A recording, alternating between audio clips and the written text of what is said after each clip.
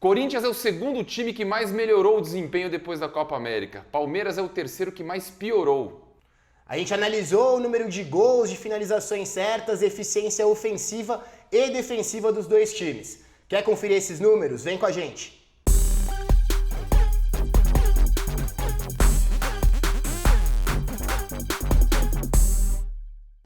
Fala aí pessoal, Zé Eduardo do Footstats, ao lado de Felipe Masmanian. E aí galera, tudo certo? Hoje para contar a história de dois times, um descendo, um subindo. Eu não vou olhar aqui porque eu já vi a imagem antes. Tá um Filipão com cara de triste e um Carille feliz ou nervoso também, alguma coisa. É isso? É isso, o Felipão ontem, principalmente no jogo contra o Flamengo, quando filmava ele, dava pra ver ele bem sem reação, assim, sem saber muito o que fazer. Já o Carille tem evoluído, o Corinthians ele tinha prometido lá no período antes da Copa América que ia evoluir o time ofensivamente. E foi o que aconteceu. Ele cravou, hein? Isso é verdade. Cravou e a gente começa vendo exatamente o retrato de como estava o campeonato logo antes de começar a Copa América. Palmeiras na liderança com uma certa folga para o segundo lugar, em primeiro lugar com 25 pontos. E o Corinthians estava aqui atrás, em 10º lugar, com só 12 pontos. Mudou completamente, né, Zé? Cara, então tinha São Paulo, Bahia, Botafogo, Goiás, Atlético Galo, Mineiro, Inter... Flamengo, Santos e Palmeiras. Cara, e agora? Essa é a classificação da primeira até a 17ª rodada. Flamengo líder com a mesma pontuação do Santos. E o Corinthians passou o Palmeiras, passou o São Paulo e chegou na terceira colocação com 31 pontos. Palmeiras aqui em quinto com 30. Cabe ressaltar, tem um jogo atrasado contra o Fluminense. O Palmeiras está com um jogo a menos em relação a toda essa galera. Pode melhorar um pouco o cenário, mas já dá um pouco a cara aqui do que aconteceu nesse período. O Corinthians conseguindo uma evolução gigantesca e o Palmeiras descendo bastante. Aí mais do que a classificação, mais do que o número de pontos, a gente confere agora o desempenho no índice Footstats. A gente tem uma tela aqui, a gente está até invocando o João Kleber, né, Zé? Ah, são os 20 aqui? São os 20 times, mas aqui na caixa misteriosa, esses quadradinhos pretos. É pra quem não é João Kleber, cara. Esse aqui é pra quem você tira o chapéu. Tá ligado? Esse também. Mas a gente vai mostrar essa tabela bem detalhada aqui na semana que vem, quando vão dar exatas 9 rodadas depois da pausa da Copa América. Mas essa tela aqui é para mostrar que o Corinthians foi o segundo time que mais melhorou o seu próprio desempenho, 95% acima em relação ao período pré-Copa América. E o Palmeiras aqui do outro lado, o terceiro time que mais piorou, cara, 77%. Pós-Copa América, essa é a diferença. Um subiu 95%. Não estamos dizendo quantos pontos ele faz no jogo, mas ele melhorou. O que ele fazia antes, 95%, e o Palmeiras piorou em 77%, o que produz em campo. Exato. No índice Footstats, essas barras aqui vão mais de 100%, porque tem time que... O primeiro aqui, por exemplo, que vai ser uma surpresa para muita gente, semana que vem a gente vai mostrar 170%. Esse você não quer soltar? Não, para quem a gente tira o chapéu? Vamos deixar para semana que vem. Porra, vamos perguntar então, não é o Flamengo? Não é o Flamengo. Não é o Flamengo? Não é o Flamengo porque isso aqui é melhorar o seu próprio desempenho. Sim. Times, às vezes, que estavam com um desempenho muito ruim no pré-Copa América, melhoraram bastante, vão estar aqui nessa parte da tabela, nessa parte verde, e os outros vão estar nessa parte azul. Porra, cara, eu tô com isso na cabeça. Quem é o primeiro? Semana que vem vocês vão ver e você vai descobrir também. Tá, né? bom, beleza. Agora a gente mostra certinho como que ficou essa pontuação no pré e no pós-Copa América. O Corinthians era só o 10º, pontuava um pouco menos de 40 pontos por jogo antes da Copa América. Depois subiu para 77,6 pontos por jogo. O segundo, aqui sim, Zé, aqui sim o primeiro é o Flamengo, o time que mais tem produzido pontos no período pós-Copa América. Tá, entendi. E o Palmeiras de 106 caiu para 25, cara. Era o líder com muita folga para o segundo colocado. E agora é só o 15º. Tá fazendo um quarto do que fazia de volume. Só pra eu vou repetir, é importante a gente repetir o índice um pouco, né, Masman? Explicar, pra quem já conhece o Footstats, enfim. Já sabe como que é. Mas é importante explicar. O índice se baseia em todos os fundamentos, tudo que acontece no campo de futebol. O gol nem é o evento mais importante, mas é tudo que se produz. Porque a gente não quer que o índice esteja vinculado somente ao placar de um jogo. Exato. Muito pelo contrário, a gente quer abstrair o placar e falar, cara, se o seu time jogar assim, hoje ele empatou, mas se ele jogar mais 10 vezes, ele vai ganhar 7 vezes. Então continua jogando assim apesar do empate. Ou o inverso. Ganhou, mas não reflete o que jogou em campo. Olha, se jogar mais 10 vezes assim, mesmo o que ele fez hoje, vai perder 5. Então o índice é isso, é o volume produzido em campo. Todos os fundamentos, dividido por posição. Positivos e negativos, né? Positivos e Tanto negativos. que tem notas negativas no índice também. Divididos com pesos diferentes para cada posição em campo. Então é um negócio que para nós é super importante e é a base do nosso raciocínio em muita coisa, né? Agora falar para vocês um insight que a gente teve aqui com os jogos de ontem, pegar uma rodada que espelha bem o que está sendo pós-Copa América dos dois times. Essa informação o palmeirense vai infartar. Palmeiras contra o Flamengo teve 8% de posse de bola no ataque. Isso aqui pegando 100% da posse que o Palmeiras teve no jogo, 8% da própria posse foi concentrado no terceiro terço no campo ofensivo. E a posse não foi acachapante assim? Não, foi, se não me engano, foi 61 Flamengo e 39 Palmeiras. Então foi bastante, mas mesmo assim, 8% do Palmeiras é muito pouco, né? É muito pouco. Na hora que eu vi isso aqui, na hora que terminou o jogo, já vi que era um número muito baixo. A gente foi atrás de todos os jogos do Campeonato Brasileiro desse ano. Sendo que ataque não é do meio campo pra frente. É, o terceiro é terço. aquele pedaço um pouco que extrapola um pouco a grande área, né? Assim, pra gente ter uma referência fácil na cabeça. Cara, só 8%? 8%. E como eu tava falando, a menor porcentagem entre todos os jogos do Campeonato Brasileiro. Isso aqui são os com menos porcentagem? São os 5 jogos que um time teve menos concentração da própria Botafogo contra posse. Goiás, é isso? Tô lendo certo? 10%. O CSA contra Corinthians, o CSA teve mais posse contra o Corinthians do que o Palmeiras contra o Flamengo. É isso que você tá dizendo? Exatamente. Aqui o timezinho amarelo, sempre o time dentro da posse. Botafogo que tem o logo contra aqui o São também. Paulo e Botafogo contra o Corinthians. Pô, o Botafogo também fica esperto, hein? Mas de qualquer forma, cara, o pior. O pior, o menor de todos. Em contraponto, a gente vai pro jogo entre Corinthians e Atlético Mineiro, que foi um jogaço de bola, aliás. Os dois times buscando o ataque em todo momento. E o Corinthians conseguiu concentrar 42% de posse no ataque, 23% só aqui na ponta direita, onde joga o Pedrinho. A gente fez recentemente, inclusive, um vídeo do momento do Pedrinho muito legal, que vai estar aqui no card para vocês conferirem. Existe uma relação bem grande com a mudança do Corinthians e o Pedrinho. Completamente. Isso aqui espelha muito a situação dos dois times. E aqui a gente mostra também os 5 jogos que o time mais conseguiu concentrar a posse de bola no ataque. O primeiro de todos é o Avaí contra o Botafogo. O Botafogo, como a gente viu na tela anterior, é um time que já costuma retrair bastante, um time bem defensivo. Mas nessa partida, eu lembro desse jogo também. O Botafogo fez o gol 2-0 e depois o Avaí também não conseguiu fazer nada. Aí se trancou lá atrás, o Avaí tentou a todo custo fazer o gol, o Grêmio e Chapecoense 43%, Corinthians e Atlético Mineiro a terceira maior concentração de posse lá no ataque, exatamente o jogo de ontem, enquanto o Palmeiras fez o jogo com a menor concentração entre todos, o Corinthians fez a terceira com a maior concentração entre todos. Grêmio, padrão dele, volta lá um pouquinho, mas mano, Grêmio é padrão dele, esse foi de fato um jogo bem bom de assistir, apesar do gol ter saído do jeito bem corintiano, né? Foi um massacre do Flamengo contra o CSA e idem aqui. Então, quer dizer, o Corinthians conseguiu colocar contra umas, vamos chamar assim, barbadas, né? Em um jogo de muita intensidade, o Atlético Mineiro buscava bastante o ataque também, então não era aquele jogo que o Atlético estava recuado longe lá disso, atrás. ataque contra a defesa? Sim, longe disso. Realmente mostra bastante momento.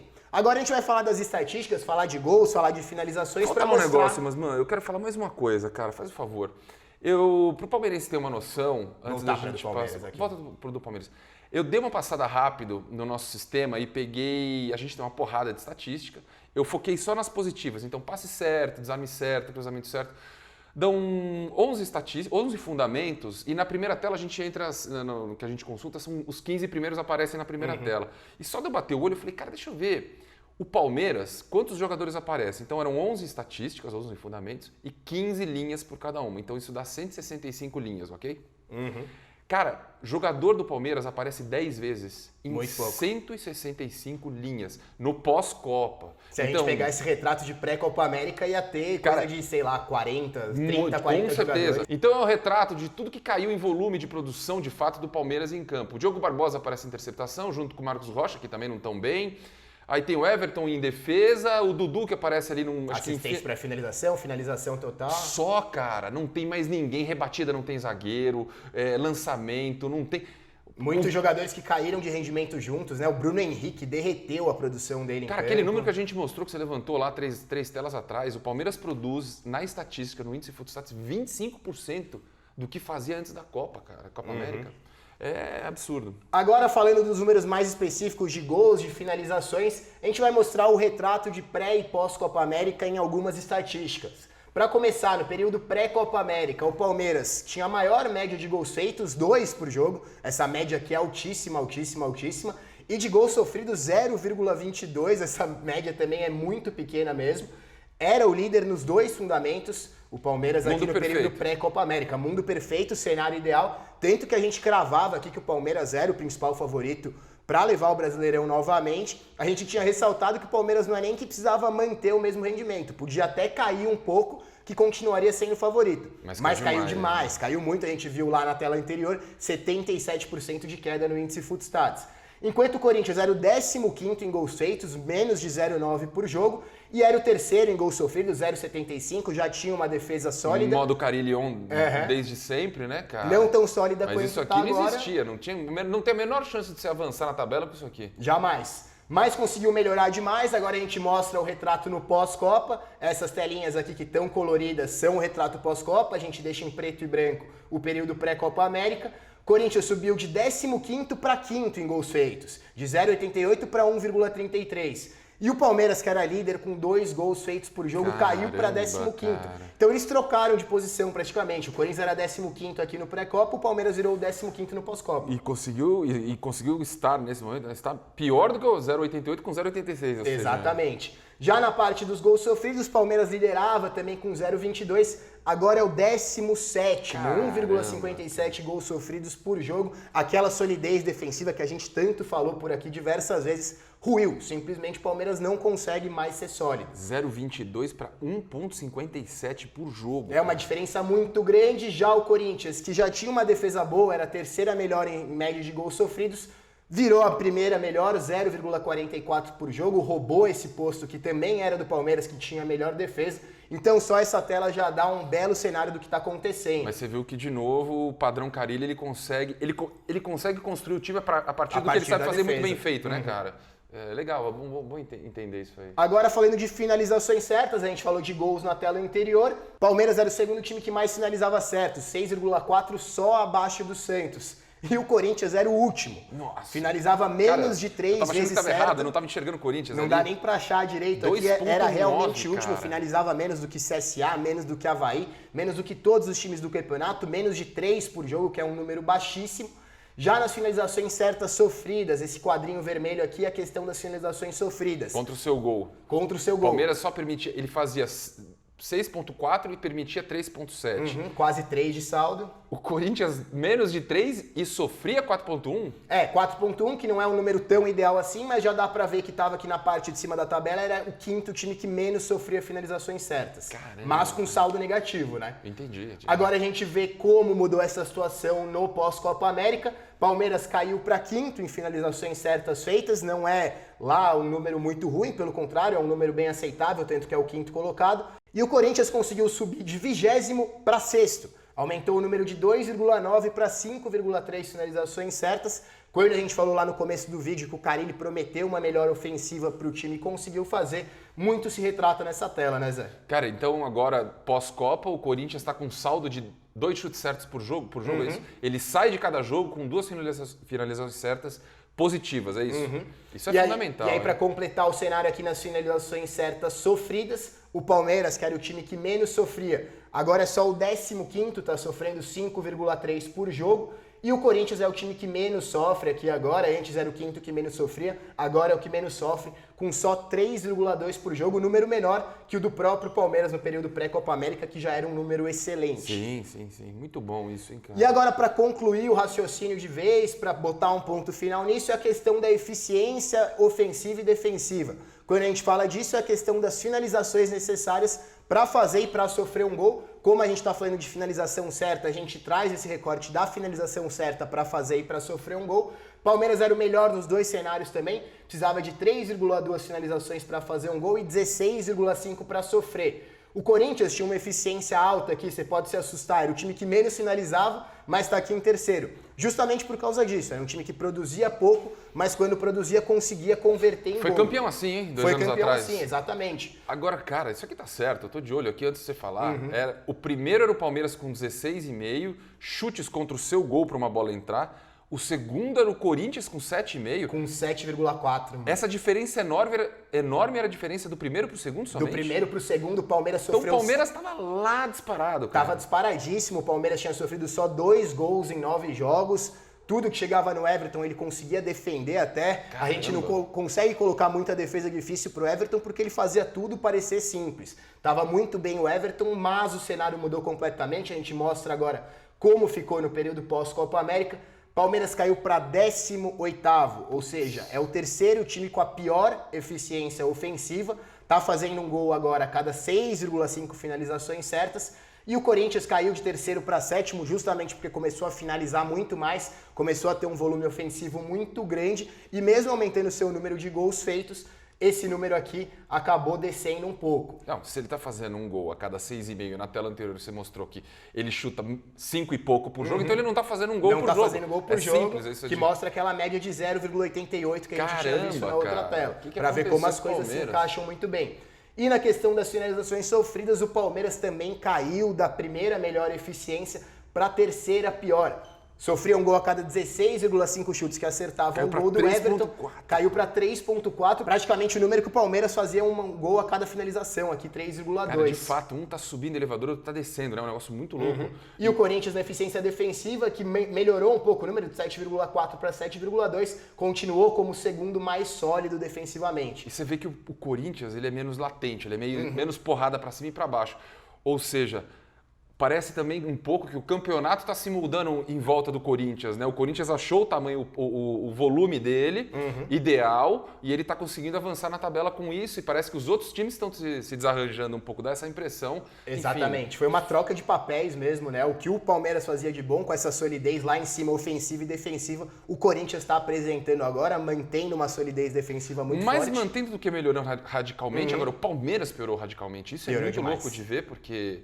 Enfim, falar uma coisa meio óbvia, todo mundo que acompanha a gente, é o melhor elenco, tem dois elencos, todo mundo brinca que tem 2 times titulares e meio pelo menos. Agora o Flamengo também chegou bem forte lá, né, em questão de elenco. Isso é verdade, só que, cara, tem jogador que nem o Lucas Lima que não é chamado pro banco, é o terceiro jogo seguido, enfim, não dá pra entender, o Palmeiras vai ter que fechar a casinha, fechar a porta lá e se arrumar internamente. Mas é isso, essa foi a nossa análise de hoje, a gente espera que vocês tenham gostado. Se gostaram, dê o seu joinha aí, é bastante importante pra gente. Se ainda não é inscrito no canal, inscreva-se no canal e ative as notificações. E nós vamos fazer um vídeo bem legal na virada do turno, falando muito sobre índice, porque geralmente quem está na frente no índice Footstats na virada do turno, o que acontece? É campeão. O Palmeiras, por exemplo, no ano passado, na virada do turno, quando estava lá ainda em quinto, acho, na colocado, posição, 6 pontos atrás do líder, assumiu a liderança do índice Footstats. exatamente na virada do turno. Exatamente na virada do turno. Na maioria esmagadora dos campeonatos de pontos corridos, o índice acaba acertando já a partir da virada do turno, então é bom você ficar ligado aí. Na semana que vem também tem aquela tela da caixa misteriosa do pra quem você tira o chapéu que a gente vai mostrar. Isso eu quero fazer então. O Zé vai matar a curiosidade dele de quem que é o time que mais melhorou no índice Footstats, a gente vai mostrar pra vocês. Pior que não tá passando nada na minha cabeça aqui, cara, senão eu falaria agora, mas não tá passando. E Mas lembrando que esse vídeo tem o apoio todo especial do BetSul, nosso parceiro oficial e o melhor site de apostas esportivas da América do Sul. A gente vai deixar o link deles aqui embaixo. Antes disso, eu tô apostando no BetSul direto, cara. Eu acertei 2 placares no sábado, errei 2 no domingo, e hoje eu tô apostando que o Fluminense vai me devolver esse desempate. Mas, cara, eu tô adorando brincar no BetSul, jogar, é uma emoção realmente, é um negócio muito bacana. A gente vai começar a fazer vídeos direcionados para os apostadores, para aprender com a gente como faz isso, é um negócio bem legal. É envolvente, é muito bacana mesmo. Mas é isso aí. Mais alguma coisa, Masman? Acho que é isso, acho que já tá bem extenso até, a gente conseguiu mostrar, explicar bastante o que aconteceu nesse cenário do campeonato, mas a gente volta nos próximos dias com mais análises para vocês. Obrigado, pessoal. Falou!